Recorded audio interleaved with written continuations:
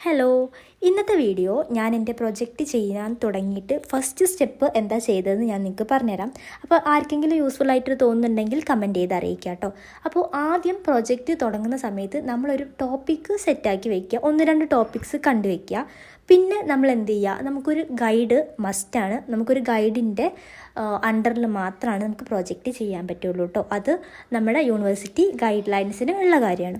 അപ്പോൾ ടോപ്പിക്ക് സെറ്റായി കഴിഞ്ഞാൽ നിങ്ങൾക്ക് ഒന്നുകിൽ നിങ്ങളുടെ LSCയിൽ നിങ്ങൾക്ക് ക്ലാസ് എടുക്കാൻ വരുന്ന ടീച്ചേഴ്സിനെ കൺസൾട്ട് ചെയ്ത് അവർക്ക് ജസ്റ്റ് നമ്മുടെ ടോപ്പിക്കൊക്കെ കാണിച്ചു കൊടുത്ത് കൺഫേം ചെയ്തെടുക്കാം. നിങ്ങൾക്ക് അവരുടെ അടുത്ത് തന്നെ ചോദിക്കാം പ്രൊജക്റ്റ് ഗൈഡ് ചെയ്യാൻ ഓക്കെ ആണോ എന്ന്. അപ്പോൾ അവർ ഓക്കെ പറയുകയാണെന്നുണ്ടെങ്കിൽ നിങ്ങൾക്ക് ഒന്നും കൂടെ അവരെ അറിയുന്നുണ്ടാവുമല്ലോ. അപ്പോൾ നിങ്ങൾക്ക് ഒന്നുകൂടെ ഈസി ആയിട്ട് ചെയ്യാം. നമുക്ക് കമ്പനിയുള്ള ആരെങ്കിലും ആണെങ്കിൽ, നമുക്ക് അറിയുന്നവരാണെങ്കിൽ നമുക്ക് ഒന്നുകൂടെ നമ്മുടെ പ്രൊജക്റ്റ് ഫ്രണ്ട്ലി ആയിട്ട് കൊണ്ടുപോകാമെന്ന് എനിക്ക് തോന്നി.